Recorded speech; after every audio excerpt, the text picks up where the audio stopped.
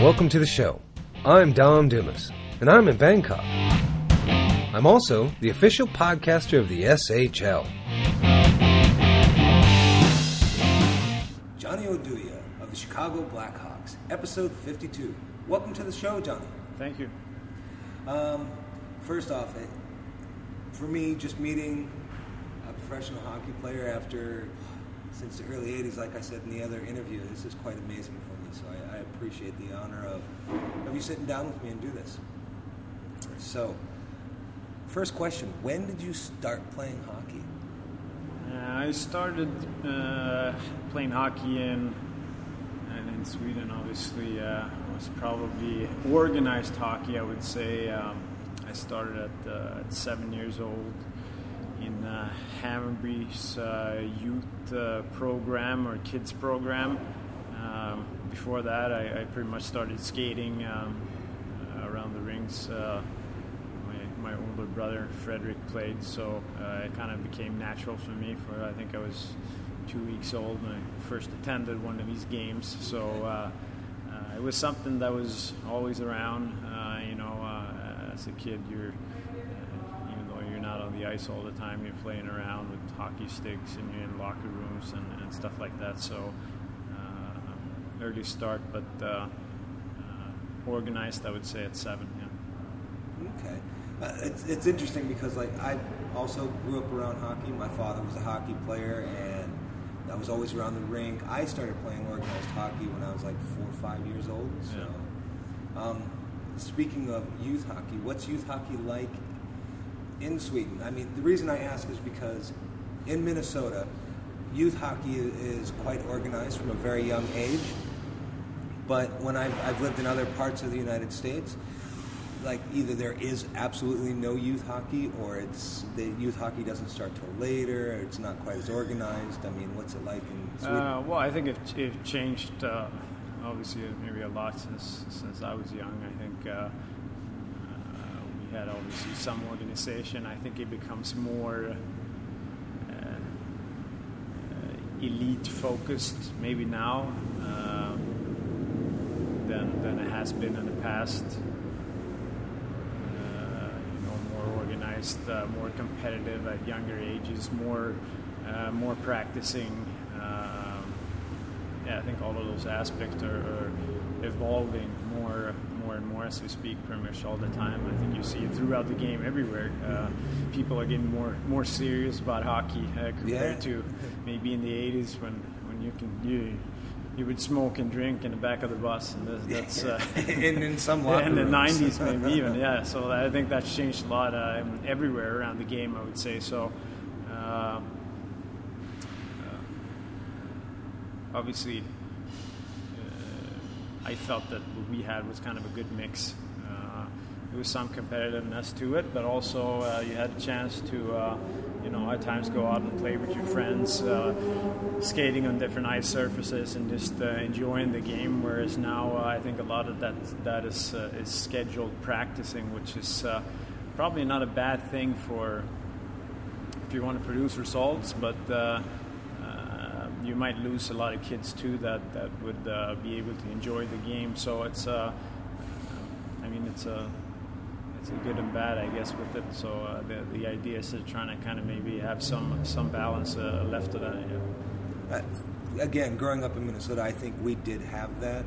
I remember we had lots of games, and we also had lots of practices. I was very fortunate for a lot of the years that I played hockey. I had my father as a coach, so very hockey-minded gentleman.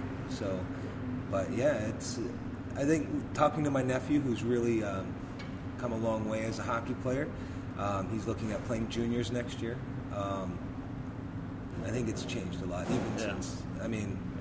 So who were some people that you looked up to, for hockey-wise, hockey players, coaches, people outside of hockey that that helped inspire you? I guess you can. That's a pretty long list, I would say at times. But obviously, first contact with hockey was, like I said, through my older brother, and I think a lot of the things I implemented, mentality and work-wise and how you approach the game. It's probably from him. Okay. Other than that, obviously, I had my mom that always drove me around, being very supportive. Not one of those moms that maybe stick her nose in the game and discuss everything and analyze, but always there. And then, of course, when the support is needed, I felt it was there. So I think that's the closest to people. And then had some coaches, obviously growing up in Sweden, that I think affected me. I think pretty much everyone. There's 5 or 6 different guys, ranging from age 12 or even younger up to pretty much juniors. Mm-hmm. So that's I think you get affected in different ways by different people, and of course, as you get older, you start to look outside of maybe your closest environment a little bit more, and trying to find role models, different players. I looked a lot at my brother. Had Ray Bork growing up as a big role model. So I think I've also looked at a little bit of his game. In Sweden, it's tough to get away from Nicholas Lidström, which I had the honor to play with too in the Olympics in Vancouver, which was pretty cool, of course. But I think in general, when you're younger, I watched a lot of hockey, of course, like anybody else, and you try to learn and pick up things and figure things out. So I would say immediate family, and then some of the coaches. I had Bosse Berglund, that was a ex-NHL player. I was the same age as his son at a very young age, so I had him as a coach. I had one guy called Micke Gustafsson.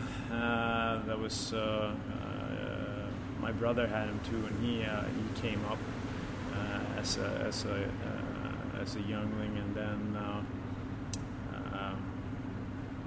There's a bunch of coaches when I was in Hammarby, which affected me a lot, playing junior hockey. Karim Hajiri was his name at that time. It's changed his name now, but him, you had Petri Aho. I have obviously Thomas Storm, that was doing some work with Detroit later on.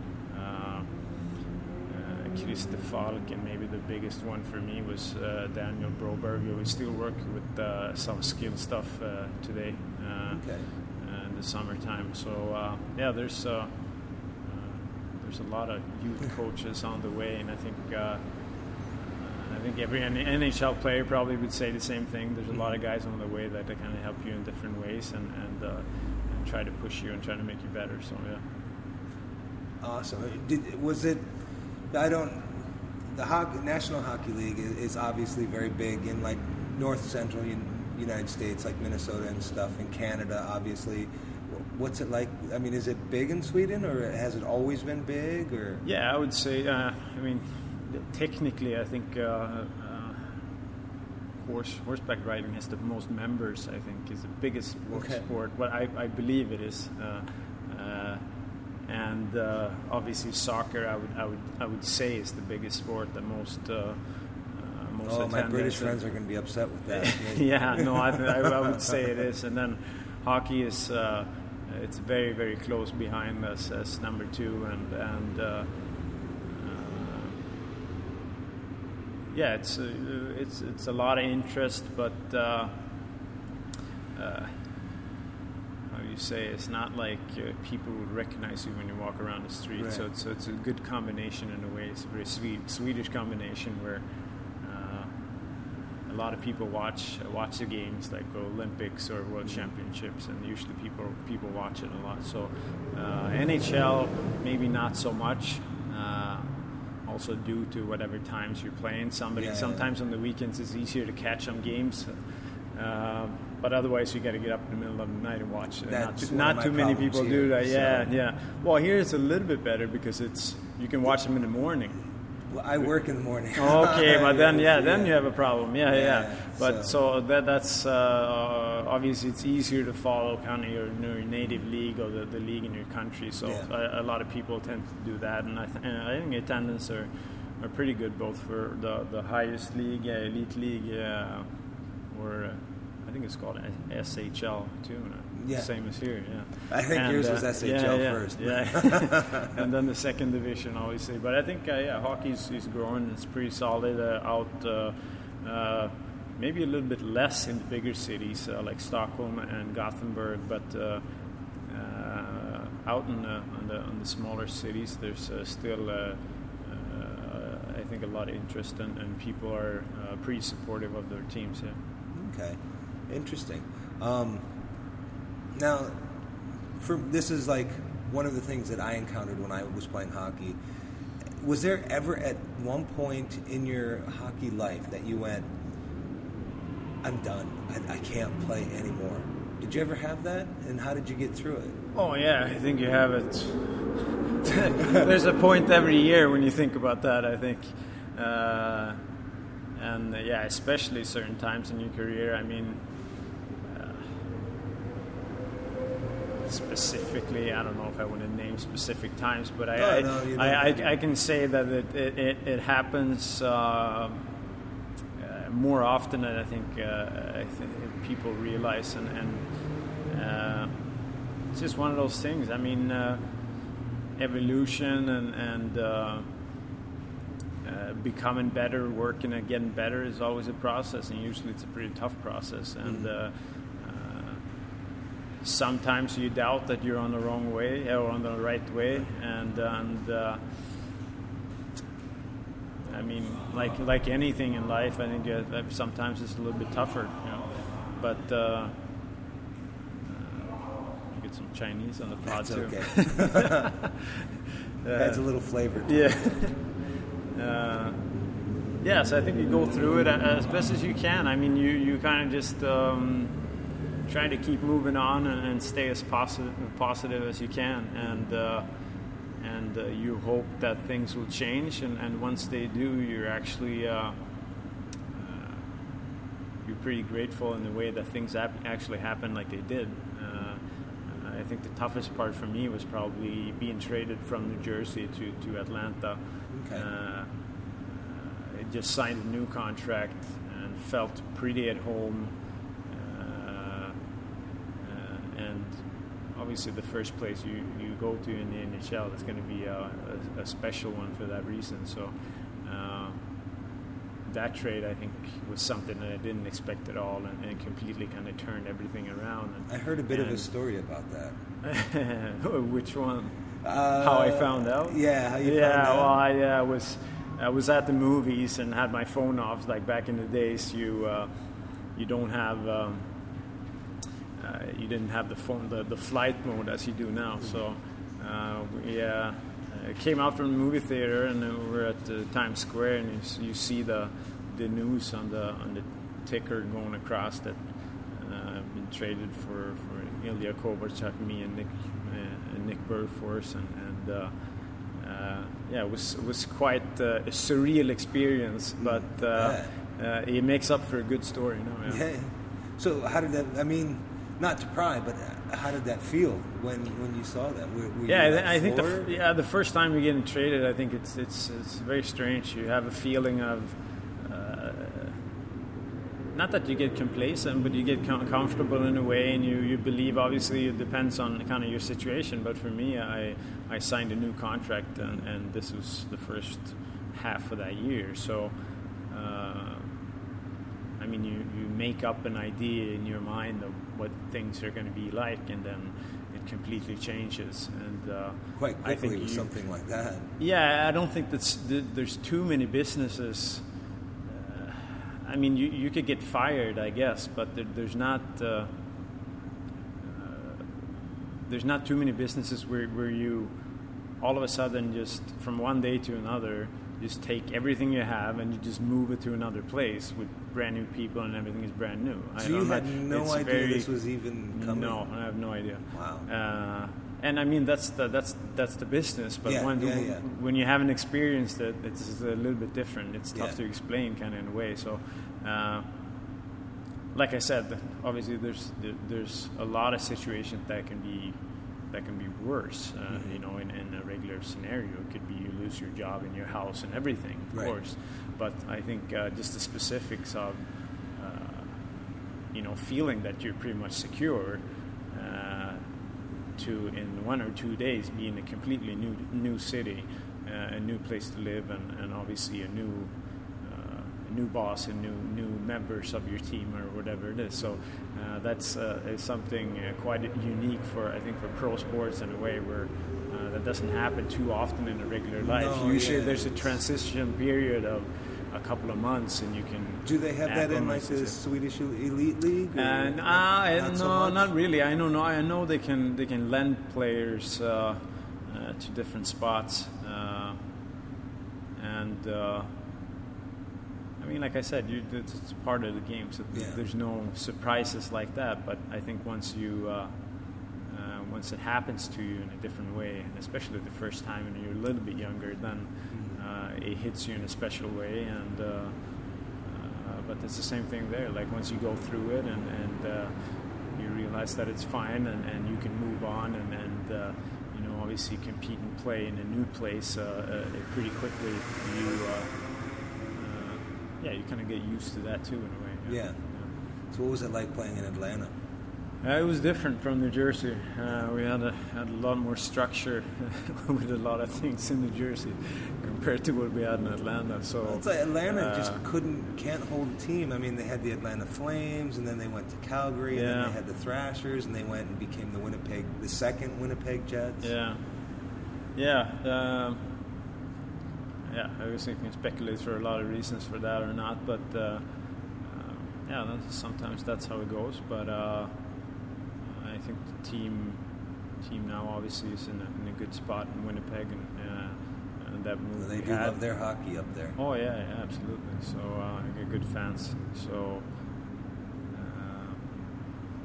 I think they're in a good spot. Yeah. And when you moved with the Thrashers to Winnipeg, right? Yes. Did they know as a team? Did you know that was coming, or I know there was some talks about it at the beginning or end of the year, but nothing really that we thought was finalized or not. And then I don't know if it was done somewhere in June, I think. I can't really remember. It's a long time ago, it feels. I'll tell you, a long time ago for me is when I stopped playing hockey. 1989. Yeah. So. Yeah. No. So part of that move, and I thought I was excited. I thought it was a really cool experience. Of course, coming back, kind of a new old franchise coming back, and of course, be in a city that loves hockey. So I had a good time. I wasn't there too long. 5 months or 4 months or whatever it was, but I enjoyed it a lot, and I'm happy that I was a part of that whole experience. Okay. Sorry, not to go back to your childhood time. Did you play any other sports besides hockey, or was it just always hockey for you? No, it was pretty much always hockey. I'm one of the few, like I said, usually when we grew up, maybe it's changed now, but you played soccer in the summertime and then hockey in the wintertime, and you would pick kind of from one or the other at some point. Usually you'd pick the one that you're better at, obviously. Right. So I never really did, played some basketball with my friends and some I don't know, some indoor floor hockey maybe, but never anything that really catched my interest in the way that hockey did, and it was very zoomed in and focused on that, and I don't know, it's just the way it was. Yeah. Interesting. Like me, myself, growing up, I played 1 year of soccer. I hated it. I played a few years of baseball, very, very boring. Again, I wasn't very fond of it. Played American football for a few years. Martial arts was pretty big in my life, just from learning from friends. I didn't study martial arts like in a dojo or a school until I was older, but I was always learning from friends, but hockey was always very, very big for me. So, what made you decide to go to North America and play for the Quebec Major Junior Hockey League? Yes. I guess, I don't know where the nomad... the nomads ideas come from, but same thing there. My brother went to play juniors in Ontario when he actually left even earlier than I did. He played I think he played junior B too as well. Okay. So I think I got the idea obviously from him, and then it was a little bit of always kind of liked the smaller rinks and always watched NHL hockey. I was never winning the World Championship was not something that really I had in my mind as number one. Like NHL and Stanley Cup was always number one in my head. And I think just the notion or the idea of going playing juniors and living kind of the lifestyle in a way, playing 72 games and lots of travel and really being focused on just playing hockey in a different way that you would do if you play in Sweden or play juniors in Sweden, which is I think obviously a little bit more professional now, but yeah, it's just completely, it's a little bit different of a setup and a structure. And then, of course, you never know if you get the opportunity to go to North America at any point. Mm-hmm. So I think a combination of that, I wanted to see what it was, and yeah, I did. And you did end up going back to Sweden and play, right? After that? Yes, that's correct. I'm gonna be terrible with the pronunciation of this. Djurgården? Yeah, that's correct. Yeah. So Djurgården was actually a team after that, but yeah. I played 1 year in Quebec. Had the hope of trying to get drafted, which I did by Washington pretty late, but at least I knew I was in the vicinity of the NHL, which is good. It's one of those things that are kind of like, at least you're kind of going the right way, so it's it's a good thing. Never got signed, even though I wanted to, and went back to Sweden and played in Hammarby actually in the second division for 2 years. Okay. Before going to Djurgården. It's the same, the both Stockholm teams, so could live at home and play those 4 years, and then moved to Gothenburg to play for a final pro year in Sweden before I left for the NHL. Okay, so that's when you went to New Jersey? Yeah.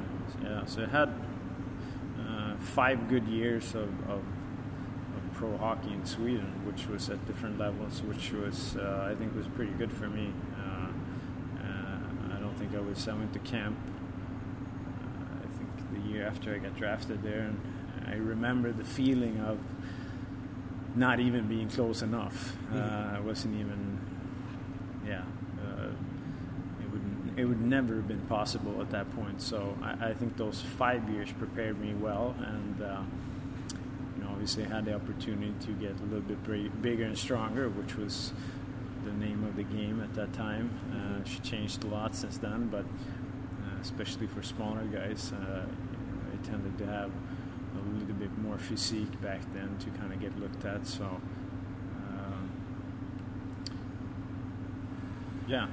those 5 years I think was key to for me to be prepared. And when I was 24, I was a little bit older. Yeah. Okay.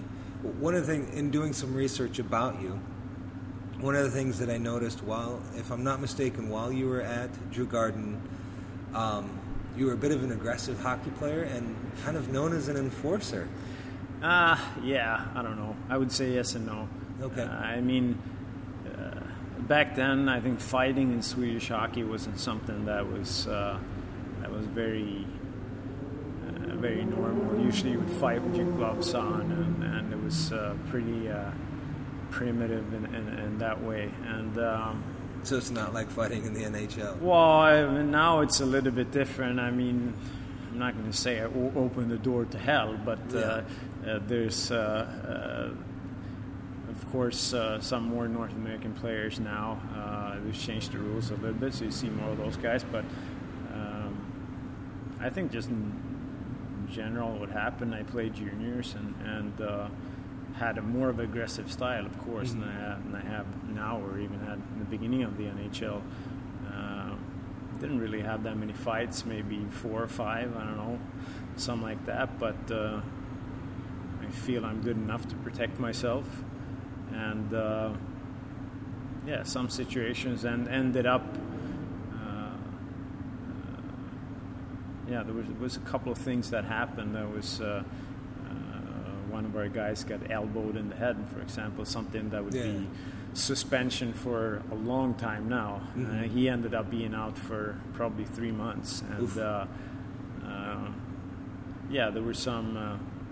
And you were a good teammate and stood up for him. Yeah, kind of in a way. That's kind of what happened, and after that, it was a lot of talk about this fighting or not, and what's acceptable, and there was a lot of commotion going on for a little bit, which I didn't really understand, because I thought it was just part of the game. But in Sweden at that point it was very different. So I think it's evolved a lot now, and it's pretty common, and nobody really cares about it that much.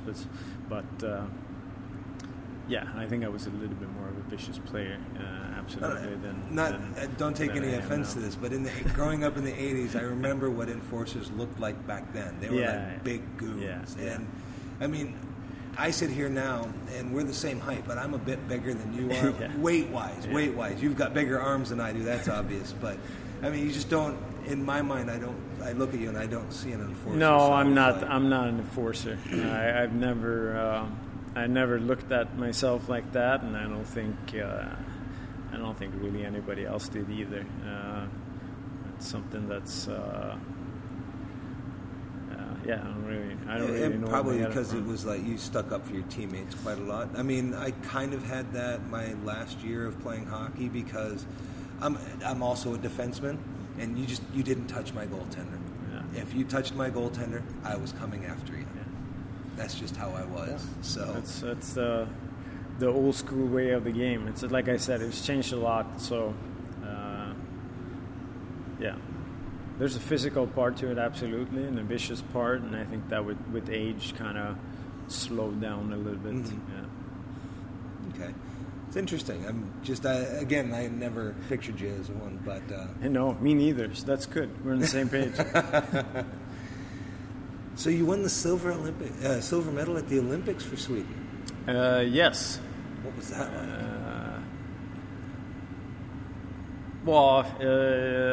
It was a fun tournament. It was a lot of fun. Obviously, you want to win.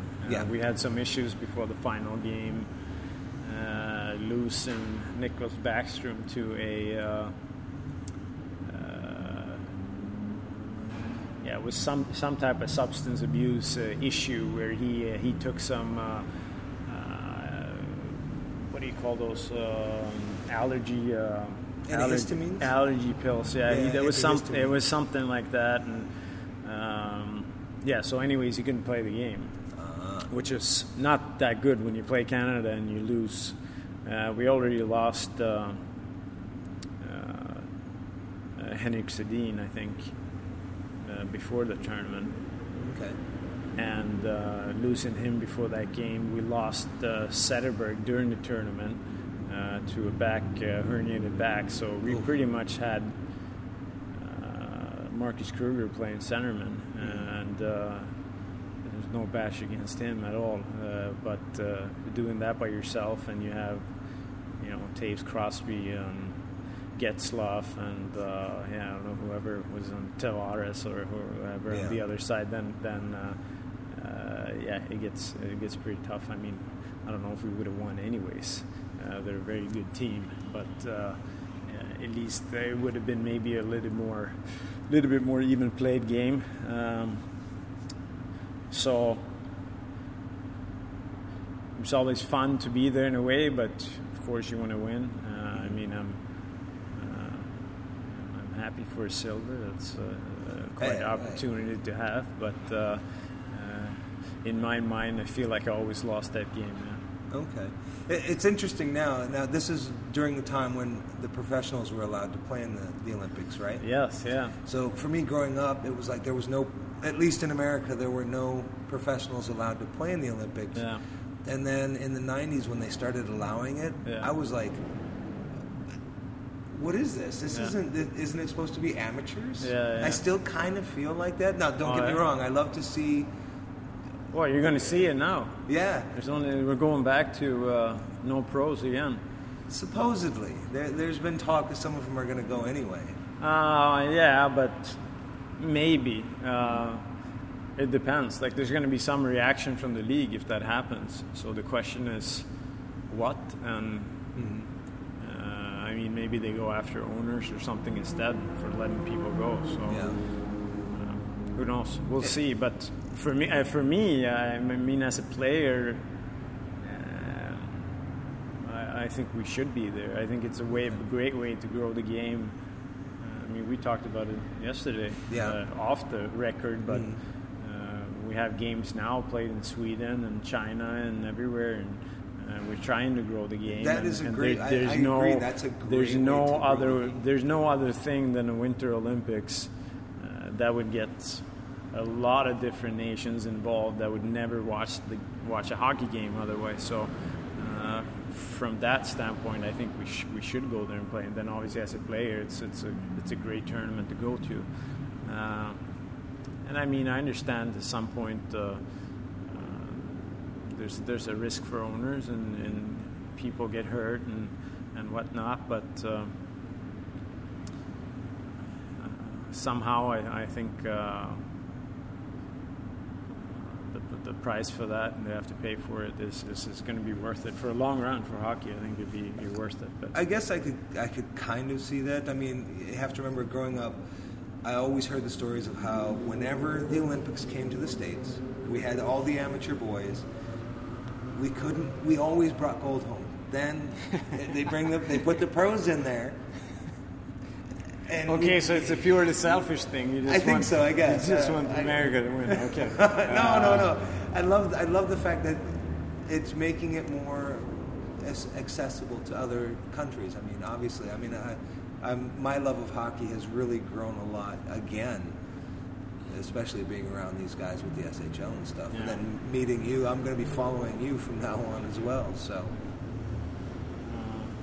Yeah, I mean, you can see it either way, I guess. But I mean, for me, as now, my standpoint is, I think it'd be good for the game, and it'd be fun for those players that get picked to go. I think it's an experience that you might just get one or two. Some guys are lucky, go a couple of times, 3-4 times. But if you're lucky, you go once or twice if you're a good hockey player. And obviously, depending on what countries you play for, it's tougher for some than others. But it's a good experience. It's interesting. Let's see. Who is the hardest? You're a defenseman. Who's the hardest hitter you've ever tried to lay a body check on, or that has hit you in the NHL or outside the NHL, where you've tried to hit them or they've hit you, and it was just you went, whoa. That's a good question. I mean, I don't know. I tried to hit Buffy one time, Dustin Bufflin, and it doesn't really work out that much. He's a big boy. He's a big boy. He would probably, if not, maybe him and Chara, I would say, with two guys that would be really big. But I think Buffy's probably the strongest guy in the NHL. Interesting. And who's the nicest guy you've ever played hockey with? Nicest guy? There's a lot of nice hockey players, which is good. I think that we're fortunate in our sport compared to a lot of other ones, friends in different sports. And I think hockey players players are usually very down to earth and just in general pretty good people. Okay. And that's what's nice when you come over here, for example. You go to the rink, and then hockey players are kind of the same everywhere wherever you go, which is nice in a way. You feel at home right away. So that's it's always a good thing. And I don't know who. There's so many guys, but I don't know. We can take somebody that's an exceptional hockey player too. Take Marian Hossa maybe, who's having some problems now with some skin issues. Keep him from play this year at least. One of those guys that it's always nice to see the smile on his face. Exceptional Hall of Fame hockey player. 1,200 games and 1,000 points, and works as hard as he did when he was 20 years old. It's just some of those guys. It's nice, especially I would say if I were a young forward, would be the guy to watch what he's doing every day. And obviously I was fortunate to play with him for a couple of years, and just a fantastic individual that's also very humble and had done pretty much anything you can do in hockey from my point of view, and still carries himself in a perfect way. I think, Excellent. It's interesting. I mean, I don't know. I've heard stories from before. This is, of course, most of my stories come from like hockey players from the 60s and 70s, because that's where my dad was playing, and I only got to meet like amateur guys before they went pro and stuff. So you hear other stories, and but yeah, it's interesting. I love the fact that you definitely kind of see it when they're being interviewed. A lot of the players seem much more humble than they might have been in the 70s. I don't know, not all of them, some of them seemed a bit, I don't know, it's hard, I don't want to say big of themselves, but, just not as nice guys. I don't know. It's interesting.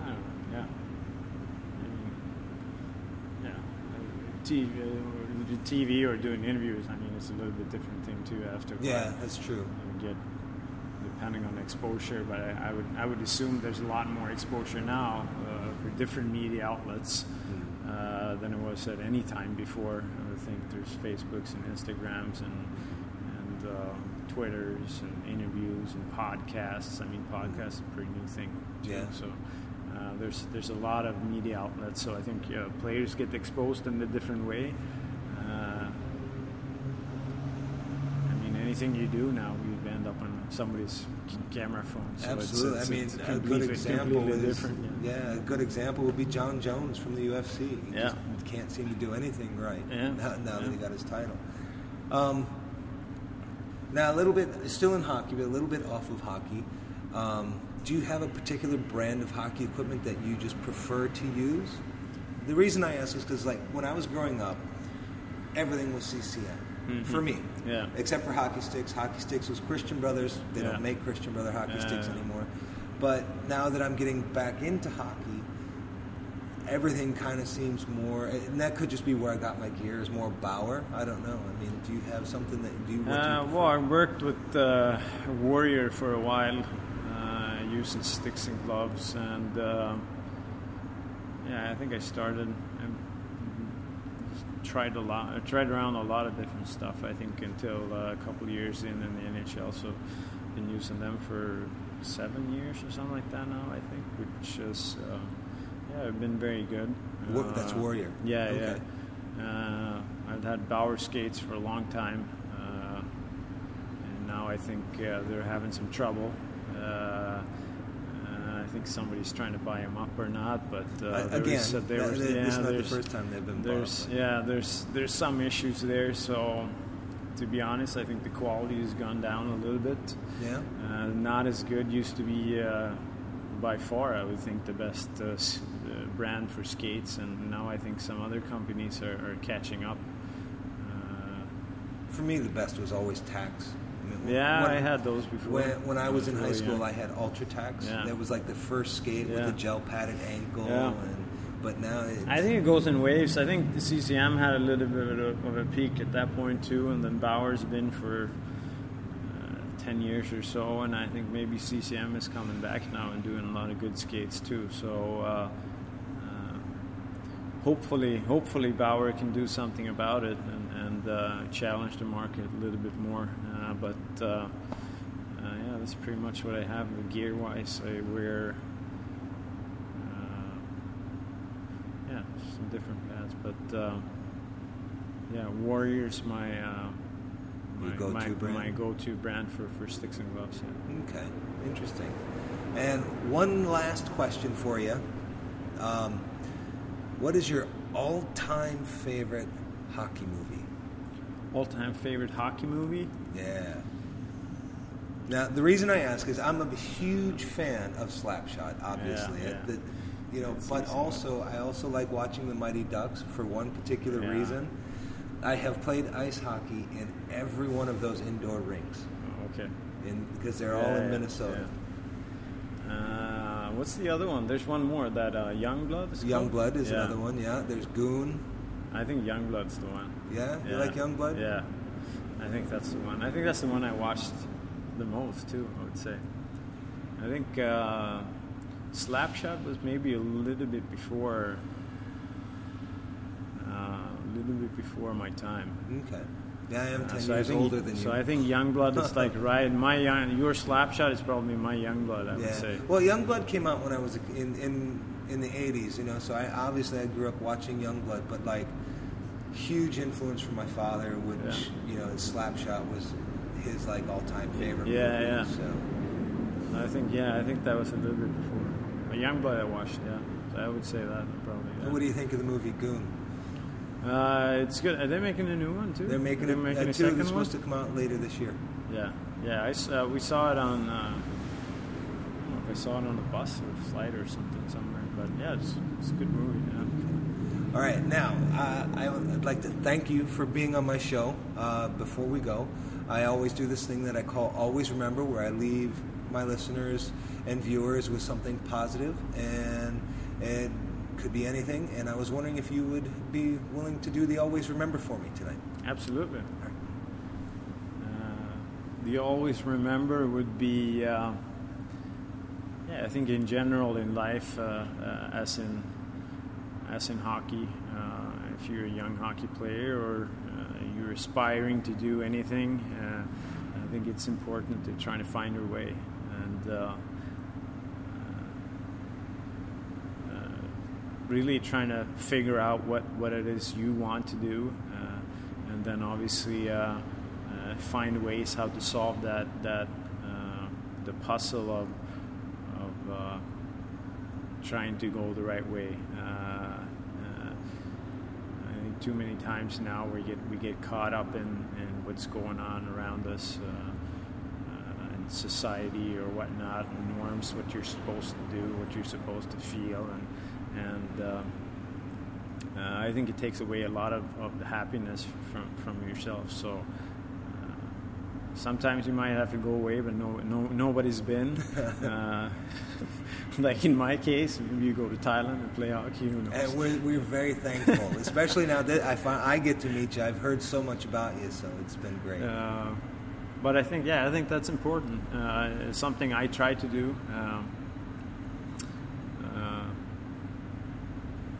Not trying to be unique in a way, but just try to do what you believe is the thing for you to do, and obviously with good intentions, I think a lot of positive thing comes out of that, and sometimes it might be